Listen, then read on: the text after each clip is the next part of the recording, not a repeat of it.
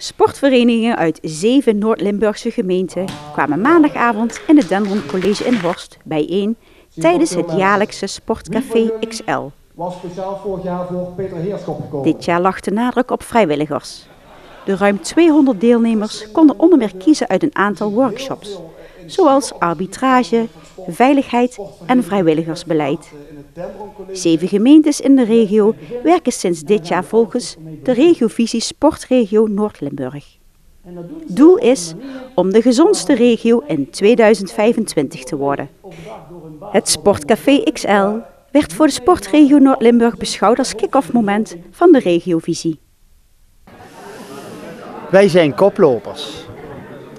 Dat betekent eigenlijk dat we op het gebied van gezondheid en omgeving, onze groene omgeving, pretenderen. En meer dan eigenlijk, daarom zeggen we ook wij zijn koplopers. Op het gebied van gezondheid, van beleving. Omdat dat nu eenmaal past bij ons DNA, bij onze omgeving. En ook gewoon heel goed aansluit bij waar we naartoe willen. Ook naar onze rol die we als gemeente hebben. De gemeenten onderschrijven het belang van sterke en vitale verenigingen.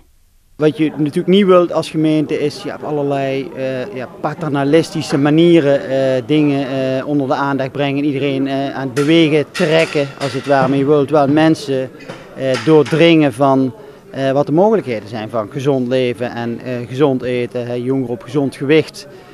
Wat we ook nastreven en ook vooral proberen vanuit de bedrijven, de jeugdbedrijven die aanwezig zijn, onder de aandacht te brengen en meer als gemeengoed te maken. Omdat gezond zijn willen we allemaal.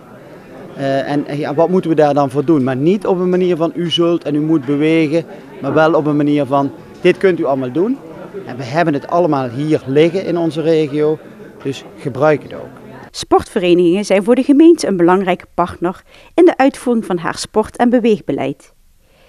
Er is ook extra geld vanuit de overheid beschikbaar gesteld om de doelstellingen te behalen. Ja, we hebben zeker geld vrijgemaakt. We hebben gelukkig een goede regeling van het Rijk kunnen gebruiken. De sportconsulentenregeling waarbij we samen met partijen buiten geld ophalen om mensen, dat heb je toch nodig, het veld in te sturen die samen met de bedrijfjes, samen met de supermarkten, samen met bijvoorbeeld de mukkenstal aan de gang gaan om die mensen daarvan te doordringen. En dat werkt. En daar heb je gewoon mankracht voor nodig en die kunnen wij daar gezamenlijk mee inzetten. De organisatie van het Sportcafé XL is al jaren in handen van Club Totaal. Club Totaal is een regionale organisatie die sportverenigingen uit de regio Noord-Limburg adviseert en ondersteunt met strategische vraagstukken. Ja, het kan gaan van vrijwilligersbeleid. Hoe krijg ik meer vrijwilligers bij onze vereniging, tot nieuw sponsorbeleid, maar ook een algemeen beleidsplan maken. Advies op maatschappelijke projecten. Hoe krijg ik mensen met reïntegratie, krijg ik die bij de vereniging betrokken? Nou, eigenlijk al dat soort projecten. Sport en bewegen staan hoog op de agenda. Zie je dat wel? Ja, met name de maatschappelijke waarde van sport wordt natuurlijk steeds belangrijker. Je ziet dat met name ook gemeentes het belangrijk vinden dat verenigingen zich maatschappelijk inzetten.